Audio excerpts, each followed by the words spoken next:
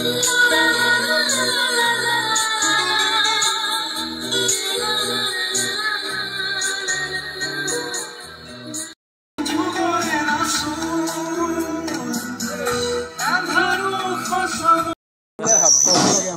গাৰ্গ আজি নাই আমাৰ মাজত কি ক'বা আজি কি অনুষ্ঠান কৰিছে ইয়াতে আমি জুবিন গাৰ্গ মানে গাৰ্গ বুলি নকওঁ আমাৰ দাদা হয় আমাৰ সকলোৰে দাদা হয় আমাৰ দাদাৰ ইয়াতে শ্ৰদ্ধাঞ্জলি অনুষ্ঠান আমি তাৰমানে অনুষ্ঠিত কৰিছোঁ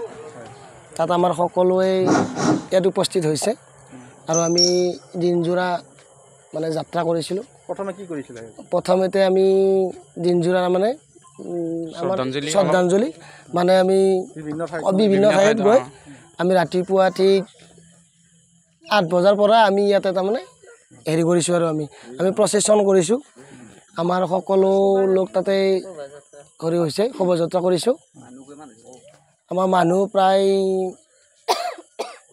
মানে অলেখ মানুহ তাত কি ক'ম আৰু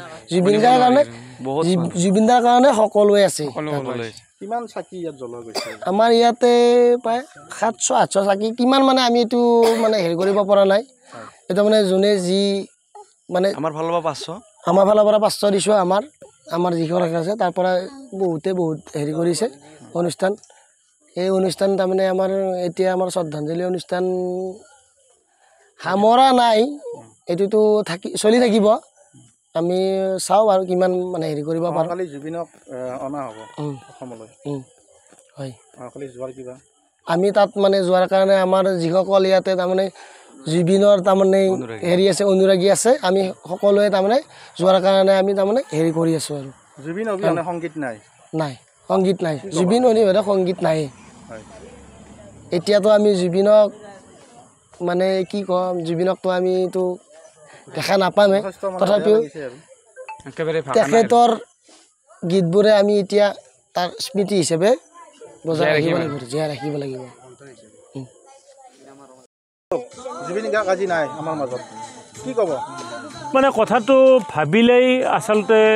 মানে চকু পানী নিকৰে মানে জুবিন দা আমাৰ মাজত নাই আচলতে জুবিন গাৰ্গ এটা সত্তা অসমীয়া জাতিৰ মানে প্ৰাণ স্পন্দন জুবিন গাৰ্গ গতিকে সংগীত জগতৰ মহিৰূপ গতিকে জুবিন গাৰ্গৰ মানে গীতখিনিয়ে অসমীয়া জাতিক মানে উদ্বুদ্ধ কৰি ৰাখিছে সেইকাৰণে ভাবিলে আচৰিত লাগে যে জুবিন গাৰ্গ আমাৰ মাজত আৰু নাই এনেকুৱা শিল্পী আৰু ভৱিষ্যতে নাপাব আপোনালোকে কি ক'ব মানে ভূপেন হাজৰিকাৰ পিছত এনেকুৱা শিল্পী এগৰাকীৰ জন্ম হৈছিল গতিকে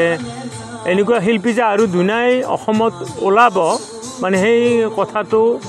আমি ভাবিবই নোৱাৰোঁ কল্পনা কৰিবই নোৱাৰোঁ কেনেকুৱাকৈ হোৱা বিচাৰে আপোনালোকে এতিয়া শেষকৃত্য বুলি ক'লে জুবিন গাৰ্গৰ মানে সমাধি ভূপেন হাজৰিকাৰ যেনেকৈ সমাধি এটা আমাৰ অসম চৰকাৰে সমাধি তৈয়াৰ কৰিছে ঠিক তেনেদৰে জুবিন গাৰ্গৰ মৃত্যুৰ পিছত যাতে মানে সকলোৱে শ্ৰদ্ধাঞ্জলি জনাব পৰাকৈ এটা সমাধি তৈয়াৰ কৰে তাৰ বাবে অসম চৰকাৰৰ প্ৰতি আমি অনুৰোধ জনাইছোঁ জুবিন গাৰ্গে কৈছিল আপোনাৰ মানে কি তেওঁৰ কোনো ধৰ্ম নাই তেওঁৰ কোনো জাতি নাই আজি সকলো ওলাই আহিছে হিন্দু মুছলমান সকলো ওলাই আহিছে কি ক'ব এই ক্ষেত্ৰত নহয় সঁচা কথা মানে জুবিন গাৰ্গৰ গীতে কোনো জাতিভেদ মানে মানে সৃষ্টি কৰা নাছিল সেইবাবে জুবিন গাৰ্গৰ মৃত্যুত সকলো জাতি জনগোষ্ঠী মানে নিজে নিজে ওলাই আহিছে আৰু সকলোৱে ক'বলগীয়া হোৱা নাই যে জুবিন গাৰ্গক শ্ৰদ্ধাঞ্জলি জনাব লাগে বুলি কোনে ক'বলগীয়া হোৱা নাই নিজে নিজে সকলোৱে শ্ৰদ্ধাঞ্জলি অনুষ্ঠানটো গোটেই অসমত মানে পালন কৰিছে